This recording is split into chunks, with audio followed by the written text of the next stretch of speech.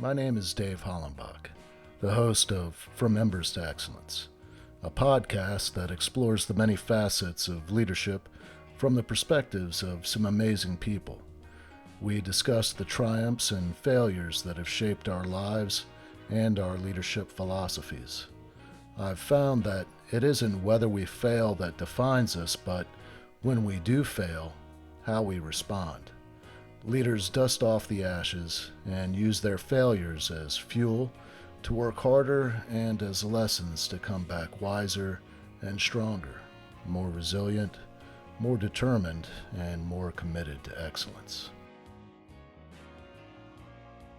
Today I'm speaking with Tracee Garner. She is an international best-selling author of 14 books. She's a speaker, a writing coach, and a dynamic course creator. She writes fiction and nonfiction, depicting African Americans triumphing over adversity and meeting success, whether that be in love or life pursuits. Tracee loves public speaking, teaching workshops, and talking about the craft of writing at every opportunity. She is the creator of Garner Solutions, LLC, coaching new and aspiring writers through finishing the book and publishing process, as well as helping people with disabilities reach their independent living goals. Tracee holds a BS in communications and resides outside the DC metropolitan area with her family. Tracee, I left a lot out of that because, well, what I've read about you is pretty awesome, pretty amazing, and I wanted to save some for the conversation. But thank you so much for coming on and having this conversation with me and sharing your story with my audience. Yeah, Dave, thank you so much for having me. It's a pleasure to be here. Well, let's start where it all began. Where were you born and raised, and what were some of your early influences? Yeah, so I was born and raised in Virginia. I'm still in Virginia. I'm just outside of DC, about 45 minutes away. I was born to a pastor, and my dad was a pastor before he passed away. And he had a church for almost 30 years out in the country, suburbs of Northern Virginia, Culpeper, Jeffersonton, a little tiny town. And my parents were high school sweethearts. So I think that part of the reason I write about love and family is just because of the influence that they had on me. My parents actually went to the prom with different people, and my dad took the woman he was with home and then went and visited my mom. And I think they somehow ended up back at the prom, or they ended the night together, which is just hilarious to me and like such a cute story. And I like the happily ever after. So I've just been exploring stories of romance, of really solid families and working together. And I was diagnosed at 2 years old with muscular dystrophy. So I'm a Jerry's kid, but my mom's assured me he's not my real daddy. So, I just live with that. And I think my parents' faith and my dad being a clergyman and a pastor and all just really instilled a lot of faith in me about, despite my condition, despite getting my first wheelchair in elementary school. I just adapted. I used to pay kids in push pops and dum-dums to push me because I was like, my dad made me get a manual chair when I first was starting to, use some of the assistive technology that was available. And I absolutely hated it. And so I'd pay my friends in candy to push me. But then I got in trouble because they're like, you can't sell or solicit on school grounds. I'm like, I'm a businesswoman. Like what? Like I'm making deals here, So I just had this awesome resilience in a way to look at things until I got my first power chair in sixth grade. And I was like, see you fools later. Now I'm able to get around and move on my own. It was so liberating. But I think most people could have looked at that like, oh my God, I have to use these things. I always saw technology and everything as a tool for me and a way to, get my independence and be free. So I never looked at it something awful. I looked at it something like, I need these are my legs. And I think that optimism, like I said, just comes from my parents and what they instilled in me. And, especially in a Black family, men probably have a tendency to look like something's wrong with them and take disability personally.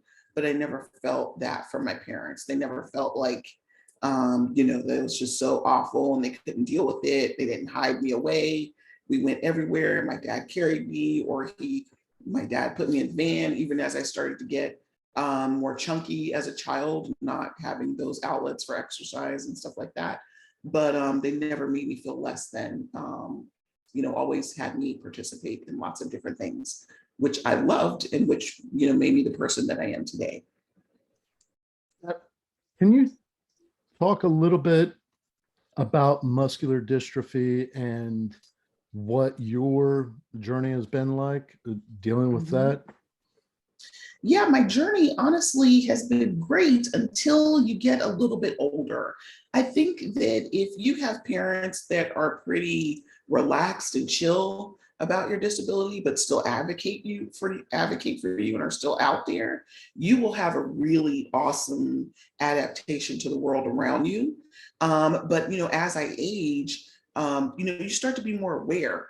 And I think that that's where the problem, you start to be aware of prejudices. You look back and you can reflect with an adult lens on some of your experiences and think like, wow, somebody was seriously having a discrimination problem back then. This person was probably really, against inclusion of people with disabilities. But all through high school, all through elementary, middle school, and high school, everything was great. Everything was fine. And my life is still great. I'm not saying that it's not.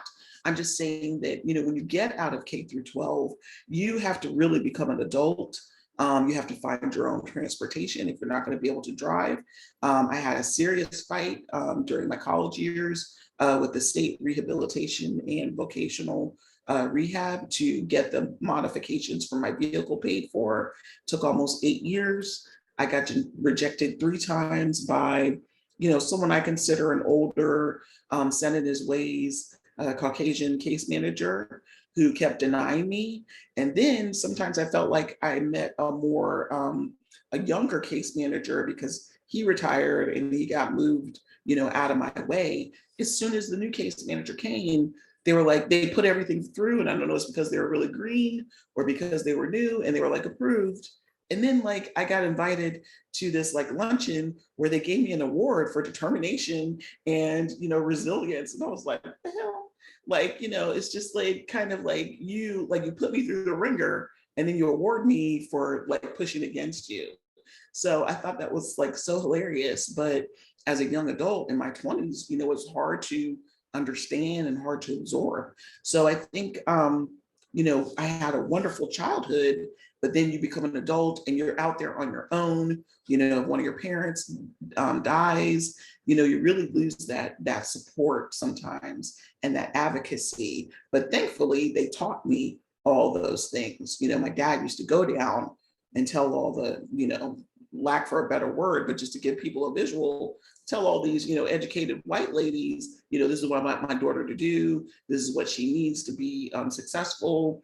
And, I think that some parents today are so intimidated by, quote unquote officials that they don't kind of get in your face. My dad's like a large Black man. And I just remember him. And I remember the look on the ladies' faces, like, who do you think you are? But okay, sir, we'll do what you say, and so I just remember all of those interactions. And I think parents really need to have the audacity. And your child is so different in front of other people than they are at home. And I think most parents are not aware. Your child is not trying when they're not with you. And I was one of those kids, I'd be like joking, like, I joke with my mom sometimes at a restaurant, people will be like, what is she having? And my mom would be like, ask her, she can speak up for herself. And they would ask me, I'd be like, I don't know, ask my mom. I'm just like funning with them, and she would get so mad, like, why are you doing that? But that's how, you are, because like, so maybe you don't feel like being an advocate that day, or you don't care, or you just want to tick your parents off sometimes.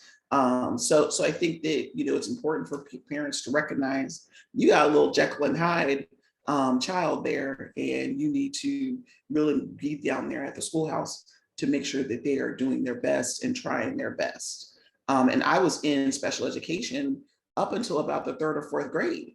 And, I was just like languishing. I was being top dog, which I talk about in my book. Like all the kids with intellectual and physical disabilities were like, "Wow, Tracee's so smart. Tracee's wonderful. Tracee's advocating for us." And it's like, Tracee's not really supposed to be here. She's supposed to be in, I call it general education, which is what they call it. And to me, I write in the book that it sounds like general population. Like I have to go be with the real dogs, the real vultures, and get real bullied instead of being top dog in the special needs kind of set aside classroom. So at about fourth grade, my dad's like, let's get you in regular education. There's no need for you to be in here taking a nap and coloring. Like, come on, let's do something. So if he hadn't done that for me, and my mom too, I just it would have been so much different. Walk me through your teen years, moving into college, and um, what was your major course of study, and what was it that really drove you to go into that? And then was there some experience or some event that led you to write your first book? Yeah, definitely. What led me to communications really was like, what degree can I get that I don't have to take a lot of math? That was like a driving factor.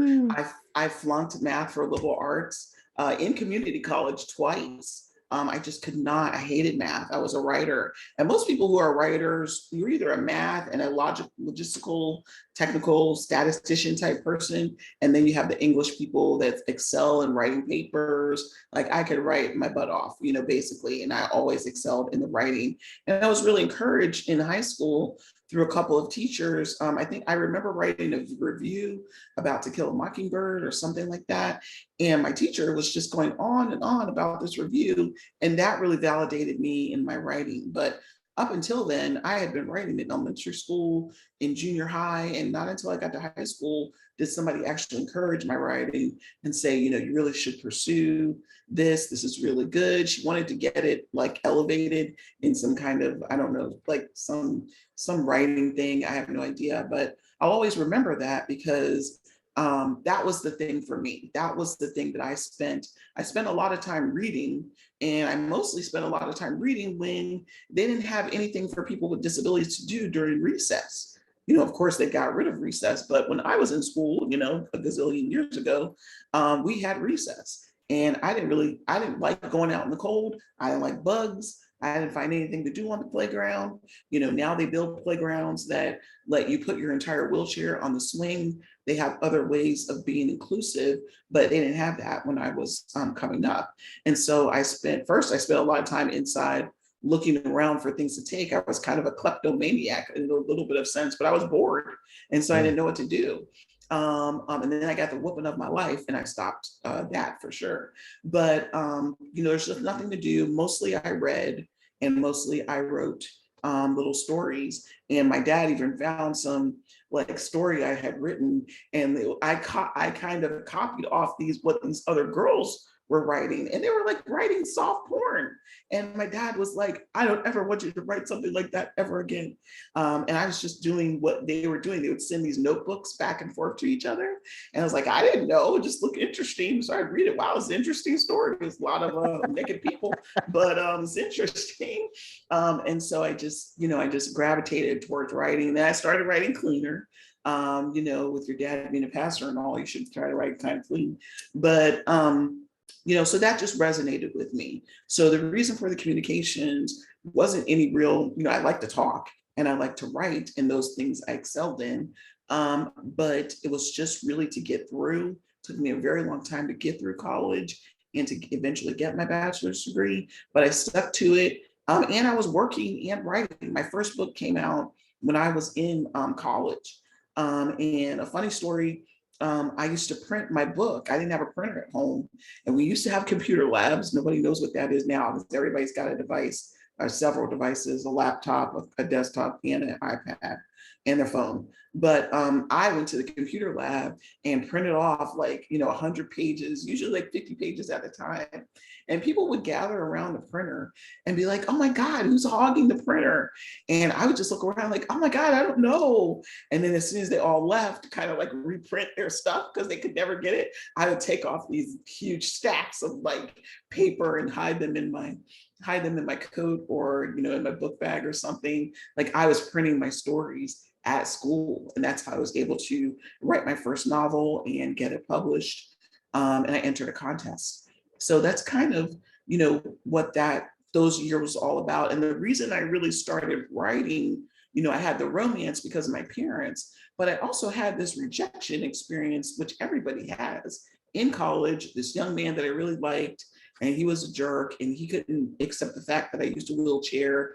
And I think we met online or something. And there was also someone at school, and I just put them in a book and made them this over the top alpha hero that I really, could fall for, and that was accepting of whatever the heroine would have.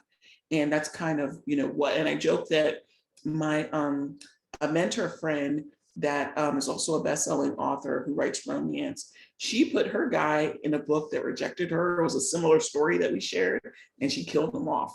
And so I was like, well, at least I let my guy live, and tried to make him this super over the top, super romantic dude. And that was just so fun to me. So you So were generous to this I guy. was generous. I kept him, and I just totally gave him a makeover. And I just, it just spurred on from that. When I won the contest when I was in college, it validated me. I got a trip to New York. They paid for me and my parents to go to New York. I got a $500 advance, which seemed like a gazillion dollars to a 23-year-old, and publication of the book.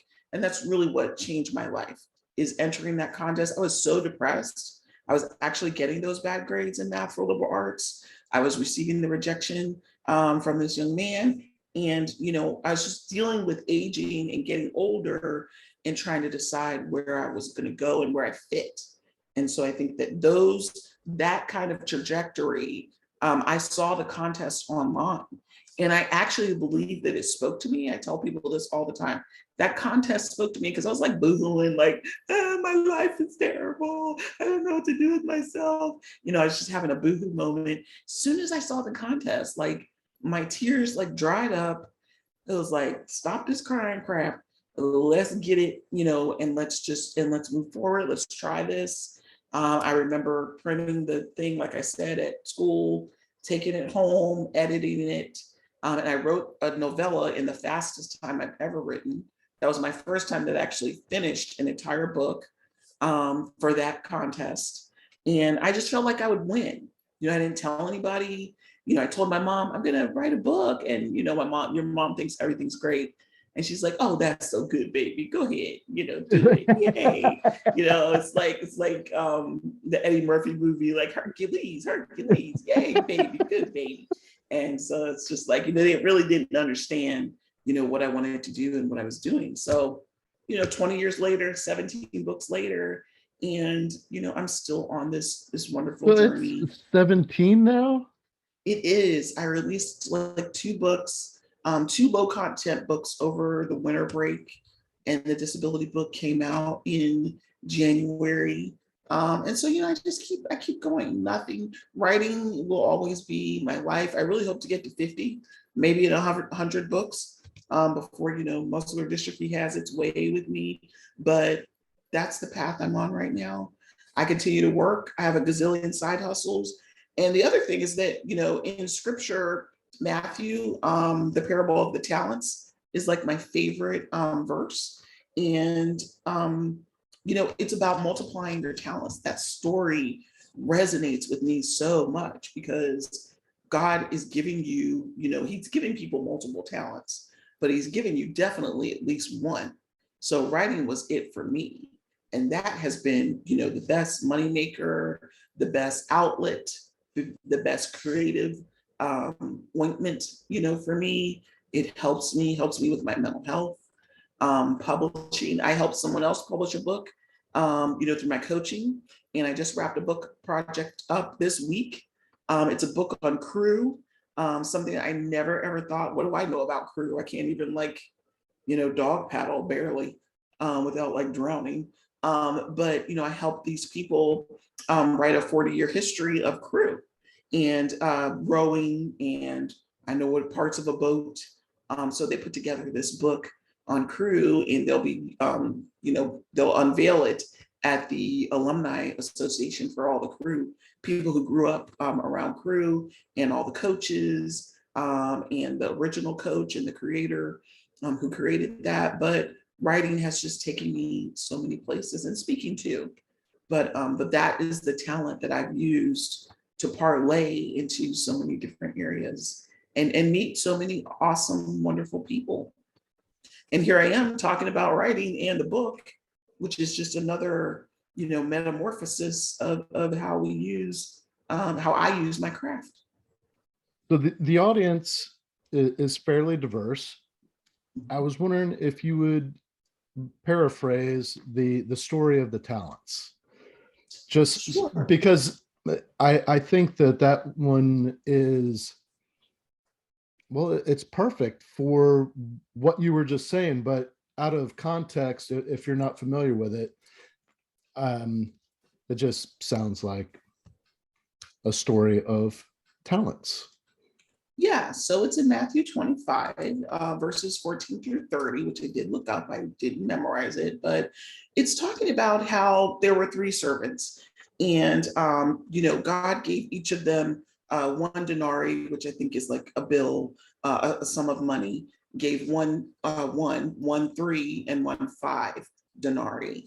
And to me, those symbolize the talents that he's giving you. So one of them, was scared and went and buried it. Basically did nothing. If I took my writing and I did nothing with it, hid it in the earth, just went on about my day like God had given me nothing.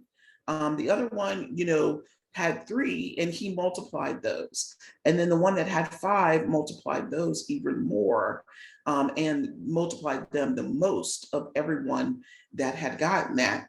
And so I think that, God is looking to us to say, I'm going to give you some things that I want you to use, and I want you to grow, and I want you to use them not only for my glory and to show others how great your life can be, despite even disability. That could be considered a talent. I used to see a counselor for mental health, and she was saying that disability has given me great empathy. Okay, and great emotional understanding of other people's plight, of what other people are going through. And as a writer, I also do really well and have a 99% success rate in getting people their benefits as far as their Social Security applications go, because all they need you to do is write about why you can't work and how your disability affects you. And for most people, writing is so intimidating. So it's about what have you been given, and how are you multiplying that? How are you using that to affect change, to help others? And also, it's not a bad thing to add in, to have income to live your life. So, in my side hustles, really people don't like to use side hustles, but that's what they are. They're not full-time gigs. They're things that I do on the side to supplement my income. I have a salaried job. I'm teaching other people how to write and publish their books. I created this whole list one time for a blog post of how writing has, been used for so many things. I'm writing grants for another organization that's paying money, and I'm also helping them build their bottom line and get money so they can do their programs and services for other people. Because all organizations need money in order to pay people, in order to buy things, buy materials. And so I've used it for speaking.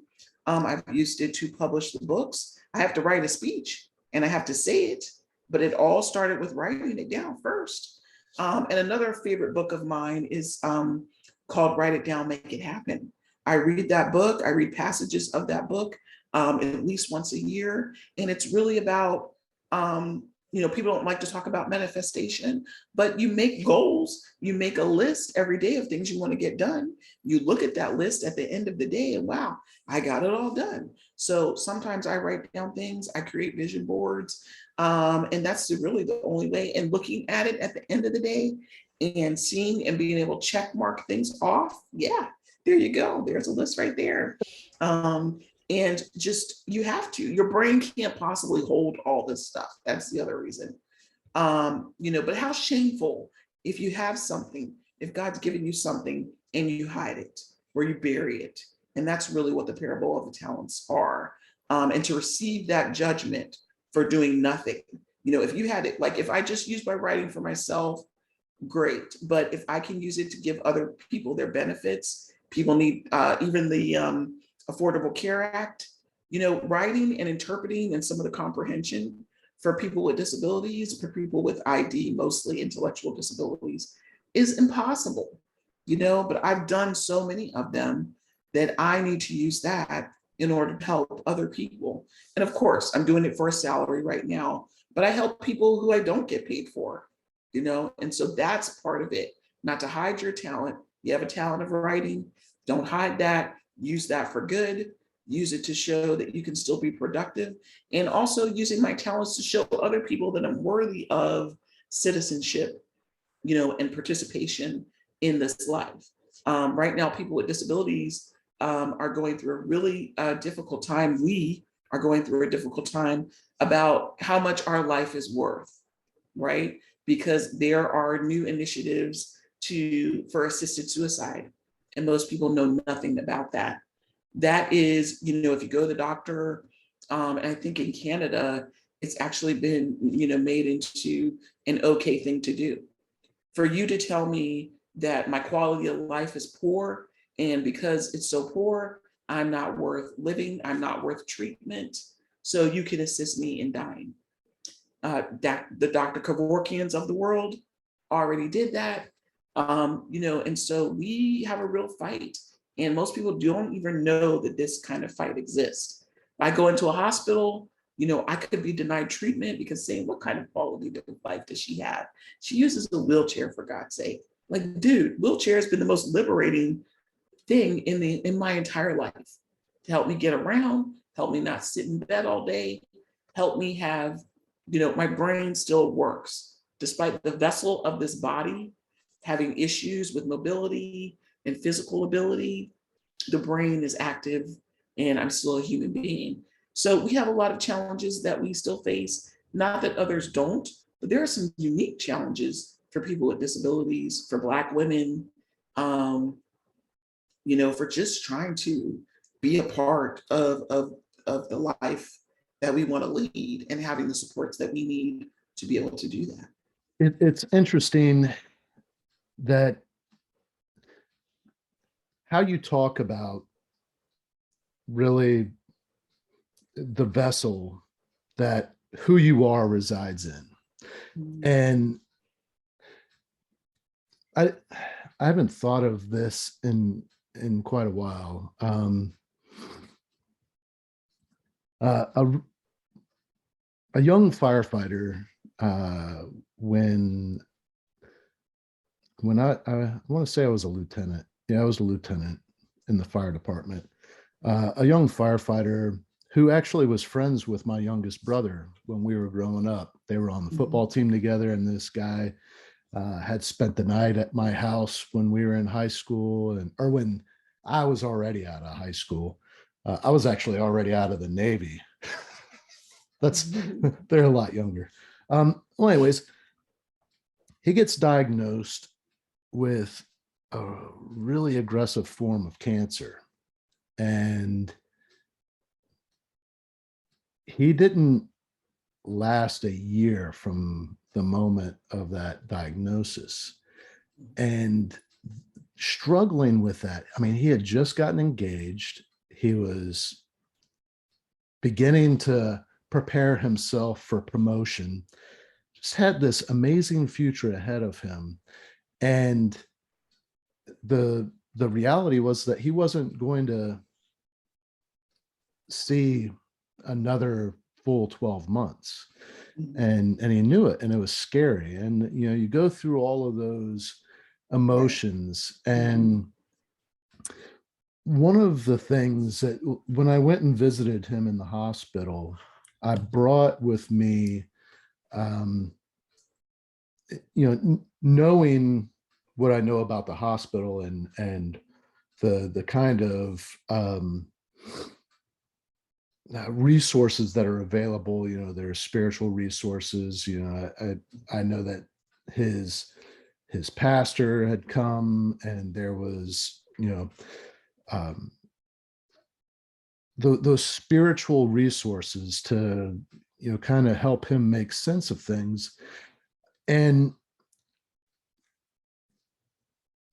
I wanted to bring him something when you're feeling all that anger and you're really pissed off at God, and you don't want to hear what they have to say. I wanted to give him something else. And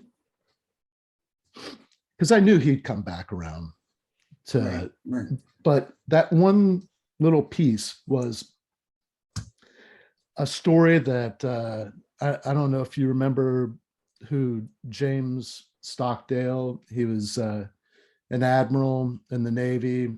He actually was Ross Perot's running mate when Ross Perot ran for president.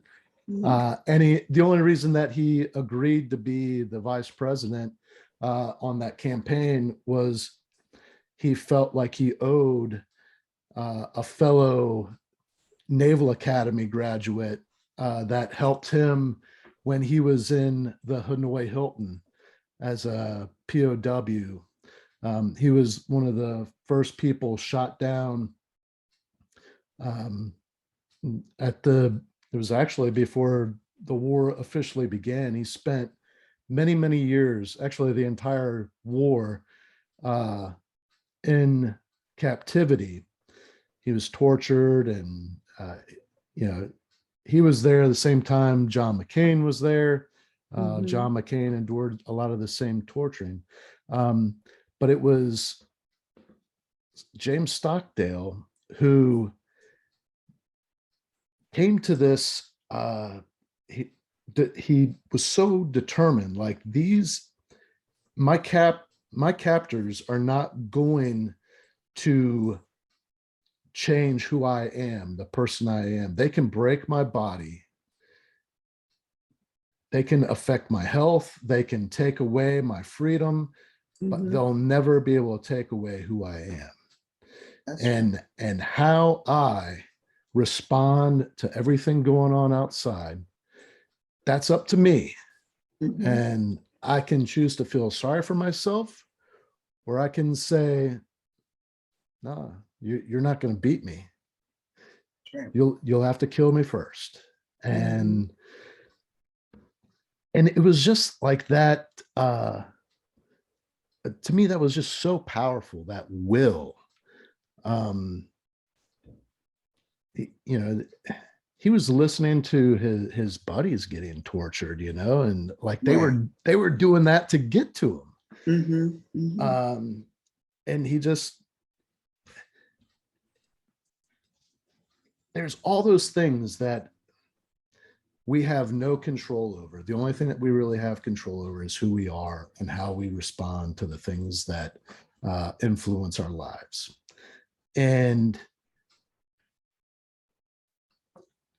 I feel like you have actually embraced that, embodied that, and lived that mindset. And I wonder where that comes from. Was it just an evolution? Was it, how your mom and dad raised you? I mean, was it something that just kind of grew inside you, or did you know it all along? I don't think I knew it all along. I will tell you that my brother was in the military for over 20 years in the Army. And he said something to me that really made me angry at first when I was like a teenager. I think I was about 16, and he went off to college and he came back all strong and like smart.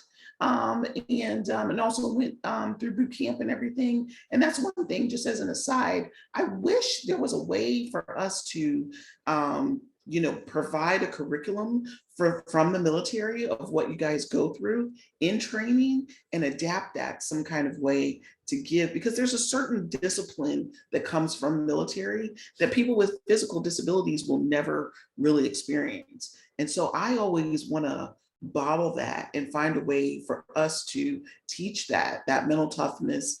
I don't want to go through whatever that is with the gas chamber stuff, but everything but that. Can we take that and apply it to to living with chronic conditions? But the thing that my brother said to me, and the reason why I was mad at him for a time, is because he didn't give me any real explanation on what that meant. But I also, came to know that he learned it some way, and that was to be proactive, not reactive.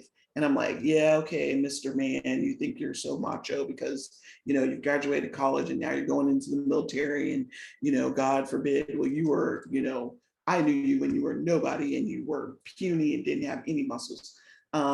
So just that stuff of going through that, and that I really had to find my own way. I started learning more about productivity and organization and, just really doing a lot of different things. So even though what he said to me was helpful psychologically, I didn't have any tools, but that made me want to go and kind of discover on my own the things that I would need to be successful. And that's, a lot of times when people have children, a little child, you just have one, and then you have a sibling, that child starts to try, the little one, the newborn starts to just try so much harder. That is that sibling pushing them along. See me, I'm walking, and you're still drooling. I think it is psychological that they know I want to be like them. I want to walk around like them and be Mr. Macho. And that was hard for me too, because my brother, he's a man. He had this physical presence, and here I am feeling like Danny DeVito, and he's Arnold Schwarzenegger. You know what I mean? And so, I knew that, I think psychologically and consciously, subconsciously, I knew that you're not going to have physical physique. You're going to be chubby. You're going to have a really pretty face and luscious lips, but you are going to have something else to, like, that's all they tell all the fat people. Oh, it's such a pretty face. Like, okay, great. Okay, fine. So I knew that brain power was going to be it for me, like words and articulating, and whatever came out of my mouth had to be the way for people to be like, who's that? And so that was, I've always felt I had to make up for something, not in a bad way, but in a motivating way. I had to make up for something. Every time my brother walks in the room, oh, he looks just like his daddy. I look like my daddy more than he does. Okay. And then you have to think about it, like, really, you look like a man, like, really, that's what you want. And like, you just get in these dumb little comparison things. He may look like his daddy, but I have my dad's disposition, which is laid back, and it's just a competition. But that also brings you up, that brings you up, that motivates you. And I'm not sure, had I not had the sibling, the older brother, he's 5 years older than me. But I always had that juxtaposition of when he walked into the room, here I am rolling with the noisy, broke down wheelchair coming, here I come. It's like, it was just always this psychological thing in my head. And so that would motivate me to be the best I could intellectually. Like, yeah, he's cute and all, he's tall, he's muscular. I have a larger vocabulary. Is that sexy to you? You like that? So, you're just always looking for ways to focus on the things that you do have and use those as best you can. So cool. I had no idea I was going to laugh so much in this conversation. Like, you crack me up, man. That's good. I do that for a lot of people. I try. That's another thing I have on my brother. His sense of humor is terrible. He's way too uptight and serious, and I get the laughs. So, Uh, good. Good, Oh, good. it's always better to make people smile. Definitely. Well, you know what? That's another tool too. When I meet people who are uncertain about how to relate to people with disabilities, I'm sitting down, they're standing up. I get the crotch view and the derriere view whenever people come to me or walk away. It's kind of like when I say something that's funny, that really relaxes people. And they are so much more open. And we can really have a conversation. But if you're going to look at me as kind of like this enigma, that you don't think that I'm just a regular human being, as soon as we get to laughing, like I've won you to my side.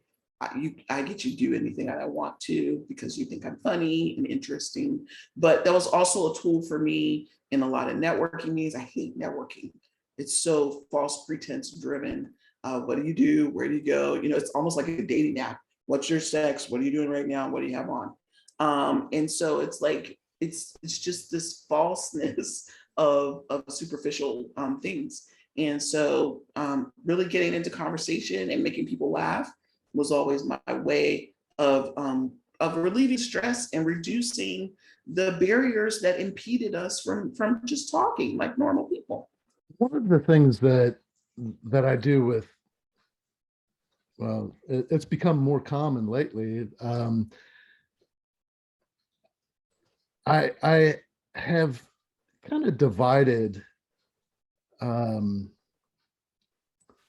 life's experiences into like three phases. Like by the time I uh, talk with somebody, interview them on the show, they're typically in their third phase, and I'll explain the phases that I, for the purpose of this line of questioning.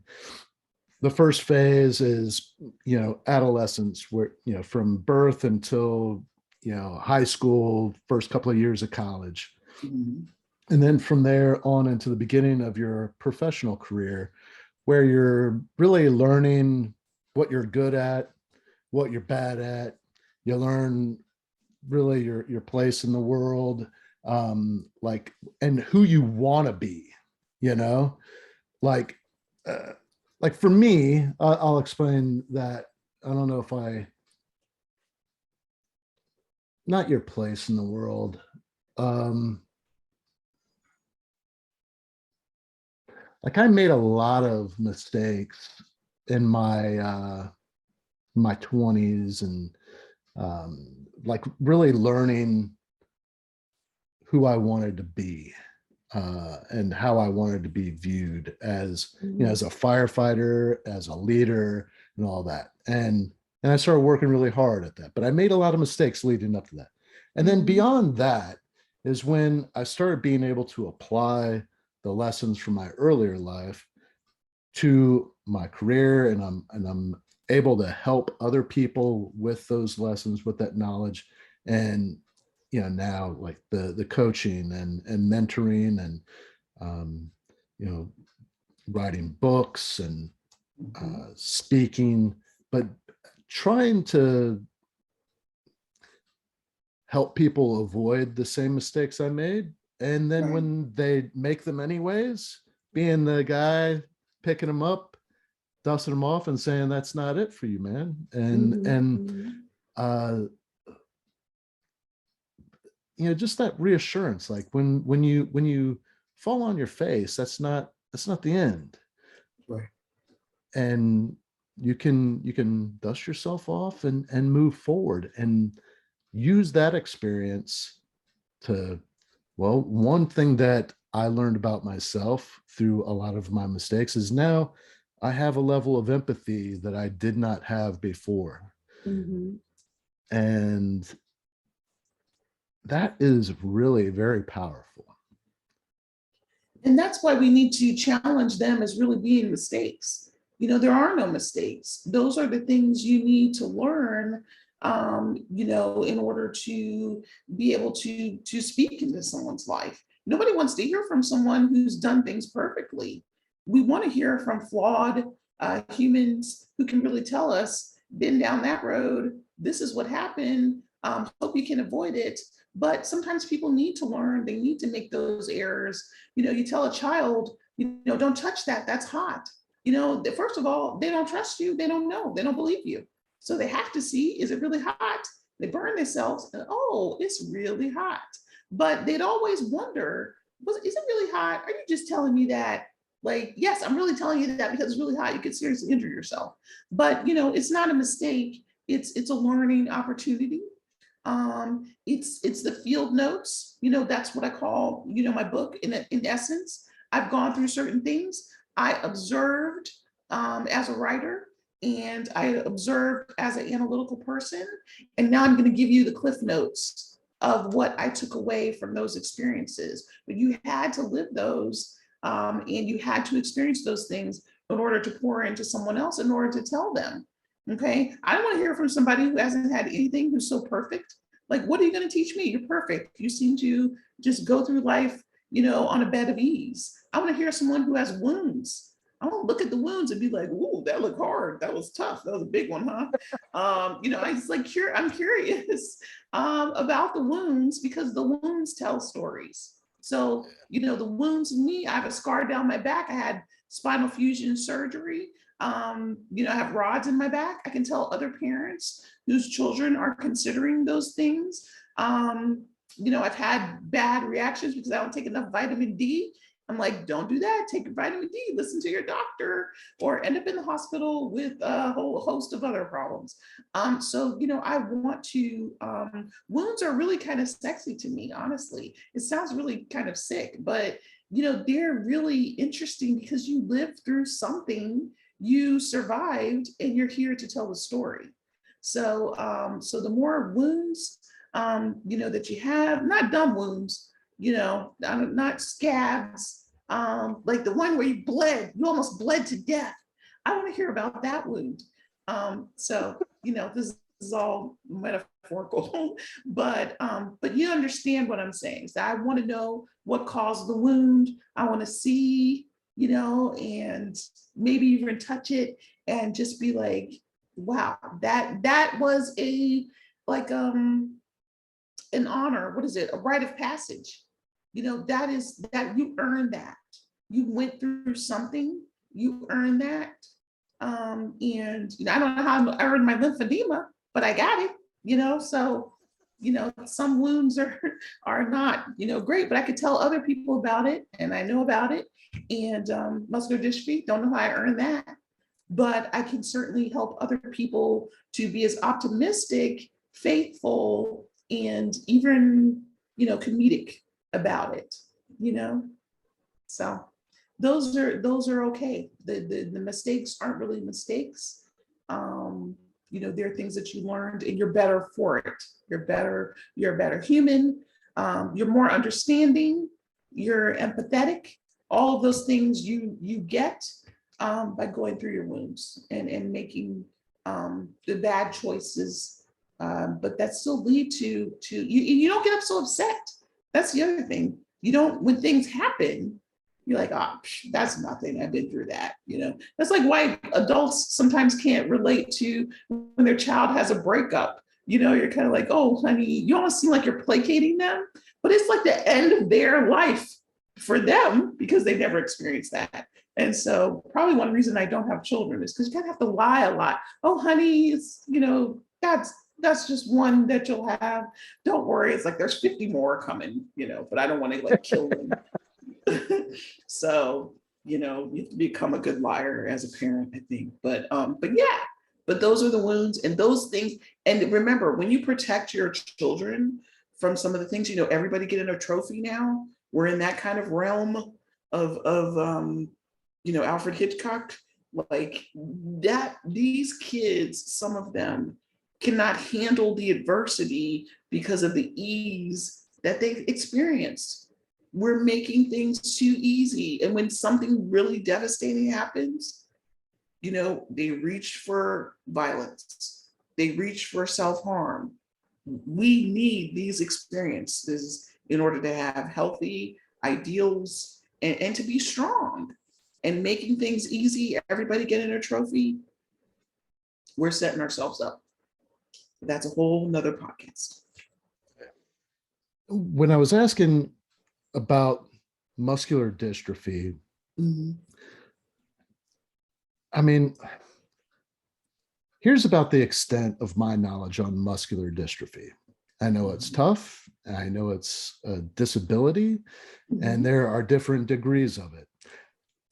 I have stood in many busy intersections with a bunker boot, my fire helmet on, collecting, and I knew it was for a good cause. Right. But what that money actually does and what the needs of somebody with muscular dystrophy are, like, I don't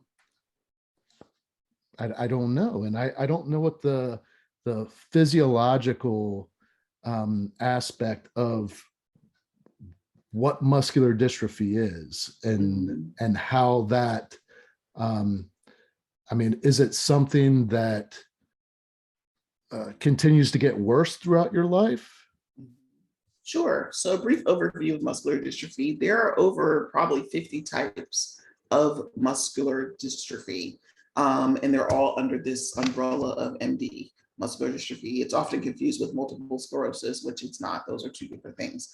ALS is a form of muscular dystrophy. That's the most popular one because everybody remembers the bucket challenge.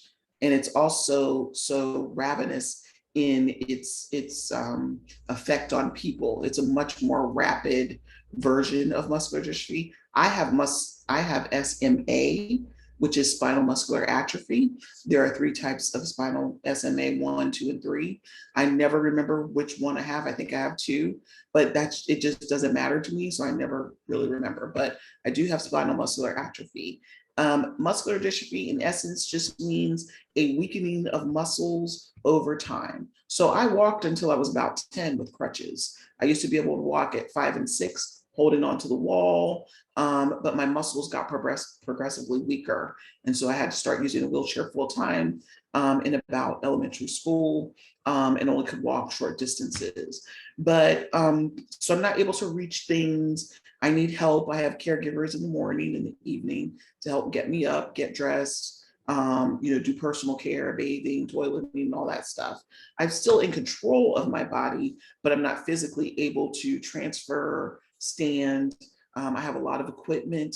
The Muscular Dystrophy Association, it is a wonderful organization, but it has unfortunately come under what I call an unfortunate way of thinking for most fundraising organizations, and that is the money goes to research, but it also goes to families to buy equipment. So, I have like a $6,000 adjustable bed. Muscular dystrophy would pay for some of that. I have a $13,000 wheelchair. Muscular dystrophy would pay a portion of that, maybe $2,000, not that much. And then I have insurance through work, so I have a 20% copay. That's a lot. That's like $4,000. What the issue I have with most organizations, and I don't want to blame the Muscular Dystrophy Association solely, because this is the societal problem. This is societal thinking that it is better to put money towards a cure and finding a cure than it is to put towards living. I want funds to go to more families to put towards living. When you're diagnosed with a disability, my parents didn't have money to get an accessible van that had a ramp. I'm talking $35,000. The van that I drive is $80,000 because of the hand controls and the vehicle modifications. So I have a ramp, I have the hand controls, I drive from my wheelchair, so there's no seat. There's a locking device in the floor. All of this costs tons of money. And so we're focusing on cures. Cure is not going to help me at my age. At 45, cure is not going to work. They're using research dollars for cures on babies and people that are probably under 6. So in my lifetime, I will probably not receive a cure. I'm not in any testing. I don't really want to go through testing because of the side effects. I have no problem with money going towards curing the thing. But my problem is that a cure is only going to cure, let's say it only cures people with ALS. That is wonderful. That will lead to more advances, but the SMAers are not going to be cured. The cures are going to fit certain types of people and certain types of diseases. It is not going to be a one size fits all. So I think money could be also going towards enhancing my life, helping me have the freedom, And it sounds selfish when you talk about, just give you money just to live life and to have the accessible things you need. But some parents are struggling. My dad struggled to lift me and put me in our regular size van, a big old van that he loved. It was like a full size, one of those, like, I don't know, and now they look like campers, I guess.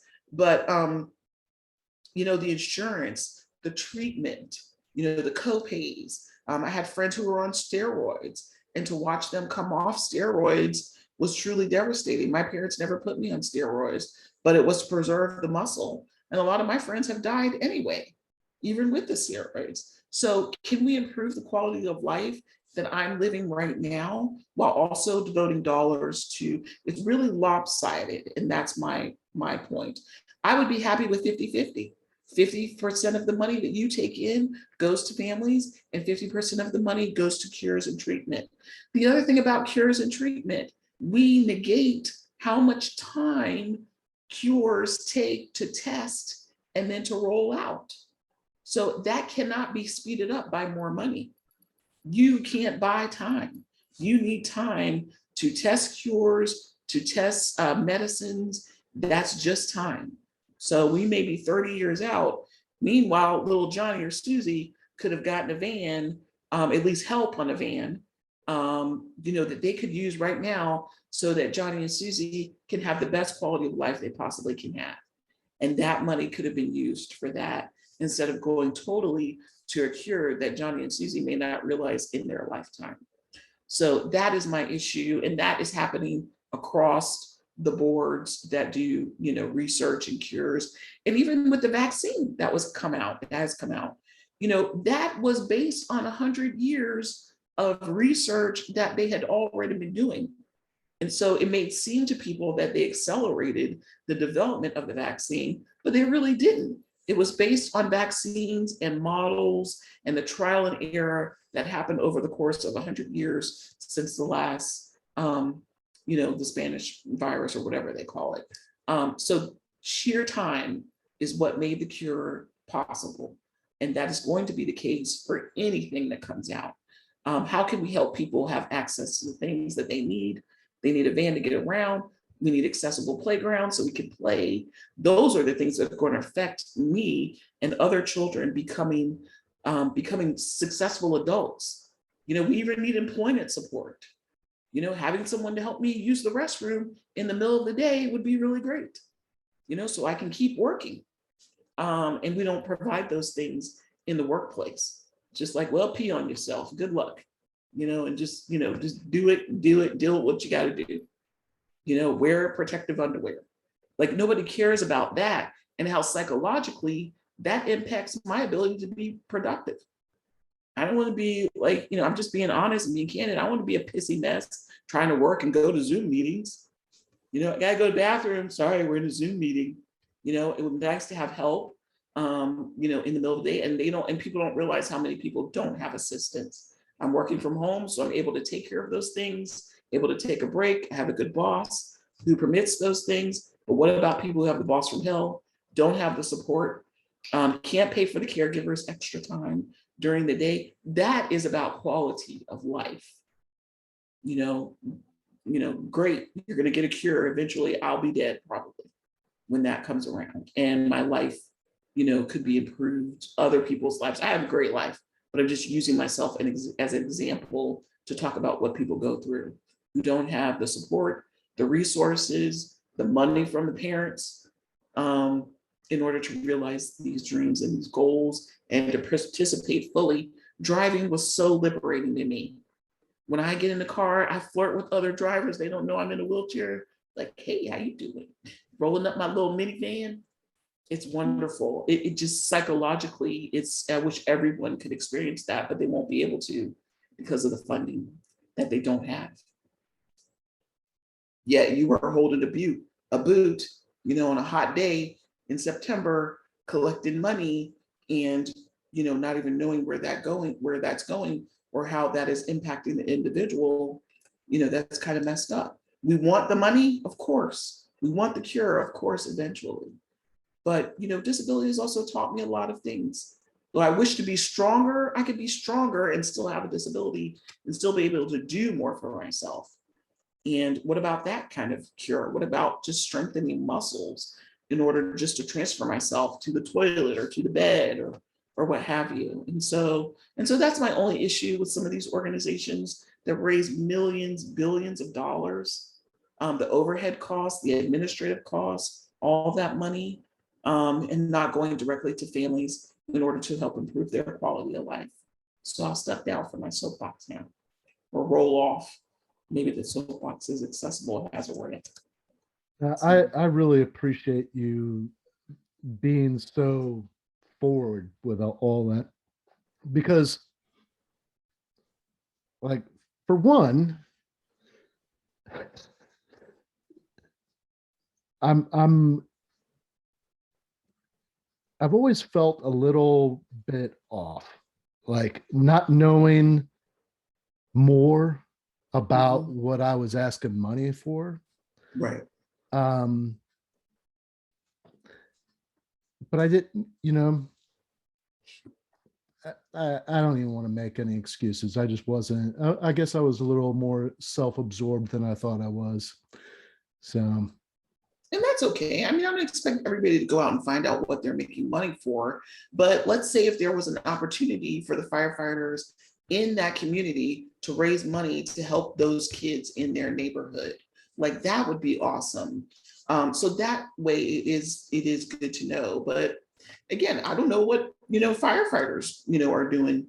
Besides going into buildings and saving cats. Like I don't know what else goes into all that, and that's okay not to know. But if you're going to do something, obviously that's your time, that's your effort, that is your contribution. You probably made your own contributions at some point, and so you do want to know where it's going. But yeah, just let us not get misguided on on cures and what the real struggle is for people in their everyday lives. And even with Christopher Reeve, who became paralyzed, nothing to do with muscular dystrophy, but he had everything he needed by being rich and by have been an actor for so long. And of course, he wanted to exit. He wanted to find a cure for paralysis and spinal cord injuries. Like you have everything you need, and it's more was a psychological thing about maybe feeling less than, and of course wanting to cure everyone. But if you can live comfortably, even with a disability, that would be a great thing too. If people could just have everything they need and still be able to live and still be okay, that would be great too. And sometimes we get way down into cure. And everybody's not going to be cured all at the same time. There are too many versions for one size to fit all. And so while we're chasing a cure, people are suffering in their everyday life and the access that they have. what you do with Social Security and all that, where you help people write is it grants, or is it to request benefits? Right. Those are two different things. So I'm helping an organization pursue grant funding just by helping to write the grants and pull those applications together to get money that is available out there. They just don't have solid grant applications. So as a writer, I'm fixing those. But in my day job as a case manager, I'm helping individuals with disabilities get their benefits. Like if they can't work anymore, then I'm doing the Social Security applications, which are very long and very time consuming. Takes a year, takes 6 to 18 months to get approved for disability, and everybody gets rejected the first time, no matter what. I'm convinced they don't even look at the application. They just reject it and saying, do you really want this little bit of money?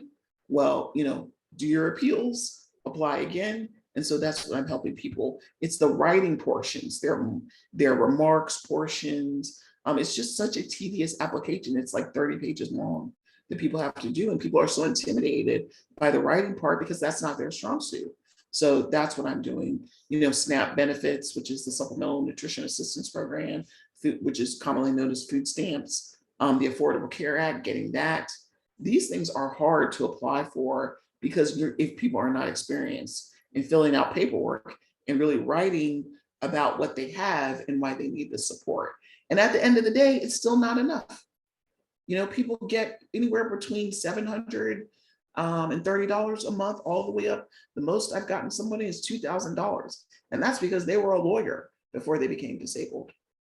And it's like, that is not enough to live on. That's your entire rent check and maybe some food, And so while you're getting these benefits, they help, but they only help if you're in a really good situation where you're able to get your money and maybe you still live at home, or you have a spouse, or you have parents that are able to take care of the household things, and you can just take care of yourself with your monthly benefit. But it's still not enough.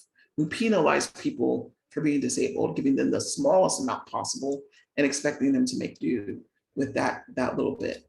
So that's another reason why I'm working as long as I can. So my disability payout, if I have to go on it, will be higher. But I've already looked and saw what it is. And it's like, even though I've been working since I've been 16, it's still not enough. My payout is still not enough. And most people are not getting pensions. They haven't saved enough for retirement. Disability is an expensive condition. All the equipment, all the treatment, the caregiving, the personal care items that you need, the modified bathrooms, the widened doors to accommodate wheelchairs, the elevated toilet, the roll-in shower. These things are expensive. And, again, back to the association, funds that come in could pay for those things. So I've worked for a very large metropolitan fire department. And you have people that are very gung-ho about raising money. And then you have the people that are like, no, it's all going in to line the pockets of the people that are the administration of it's been bastardized. I don't want to waste my time with that. I'd rather give my money to this and give my money to this. Well, what you said about raising money for the local area, for the people, the families in the community that are there. I mean, we respond to those houses. There's group homes that this is where I think a lot of families, that's what they have to do. And that's, I know that there are so many compassionate firefighters out there that would love their efforts to make the most difference. And I'm not saying stop holding the boot, of course, but in addition, there's those people in the community that would benefit greatly from just a little more effort. Right. And then paying attention, don't stop the boot. I'm not advocating that at all. But just see, some of you guys, honestly, through, your privilege and your standing in the community, you have a lot of clout. So you can help change the model and the minds of those that you ultimately, pour those boots out to. When you write that check, the manager of the fire department or whoever, there's always somebody higher than you that you could speak to that would really appreciate knowing and would also welcome your ideas on change that could happen. And then, we have to be careful, because the other thing is that if you have a really great big metropolitan firefighter agency, and then you got the ones with the small town, I don't know, in Mayberry or something, then just have Barney Fife, and he's not raising a lot of money. So we penalize that. So, but if it can go into a central fund where it can be allocated and distributed more equally, that's good. But a lot of that requires you guys speaking up. You guys are the ones fundraising. You guys have the power, and sometimes your voice is greater than us, than ours. When I go advocate, they're like, oh my God, there's Tracee again, and I get saturated, and they're like, and so sometimes we need those other voices to come alongside. They don't necessarily want to see all the people in the wheelchairs coming, even though we're the ones with the greatest headache and the greatest issue as a result of what you're doing. We're the ones that are affected, yet people don't want to hear from us all the time. So you can use your voice to do that, and you can try to create change at the local level first, and then maybe it'll catch on. Maybe you'll be the models, and it'll start to see changes have a ripple effect in other areas. So that would be great too. For those listening, what's the best way for people to connect with you, to enlist your services, to have you come speak, to buy your books? Is there a one-stop shop place, or Sure. yeah, your website, I My imagine. website, yep, TraceeGarner.com, TRACEE, if you please, please, TraceeGarner.com. You can contact me. You can look at some of the things that I do. All my books are there with links, and yeah, it's all there on the website. And I'm also on Instagram and Facebook under T Garner, TEE Garner, GARNER. And do you have those links for your social media on your website as well? I do. Okay, cool. Everything's there. So I will put a link to your website in the show notes. So it'll be easy enough for those listening. You can just go right on your phone and click on the link and check it out. I mean, 17 books. Mhm. And well, and I think that we all know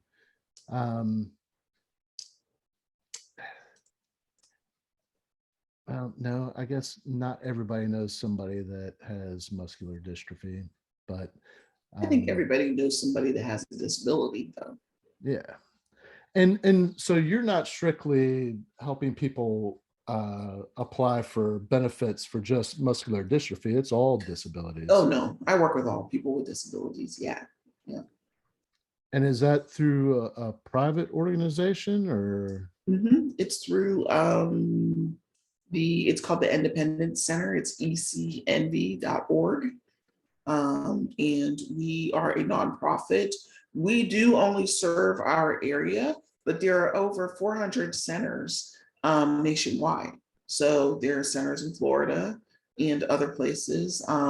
They all have a little bit of a different model, but we all have the same federally mandated core services that we do to provide services for people. So if you look up, Centers for Independent Living, and you should be led to a website where you can type in your zip code, and it'll tell you the nearest center closest to where you live. I will find that and put that in the show notes as well, so that those listening, if you were unaware of those resources, you can click on those links. And thank you so much, Tracee. Thank you Thank you. for coming on and sharing your story, and really, I mean, crap, I learned so much today just listening to you, and I really appreciate you sharing so much with me. No problem. I thank you for having me, and I appreciate all of your listeners, and I wish you the best. Thank you for listening to this episode of From Embers to Excellence. Please like and subscribe to my YouTube channel. Follow me on your favorite podcast platform, and visit hollenbachleadership.com for additional content. My goal is and always will be to add value to as many people as possible. So if I can be of any assistance to you or someone you know, please connect with me via email or on one of my social media accounts, linked on the homepage of my website. Remember, our failures don't define us unless we let them, and the only true measure of a leader is the success of their team.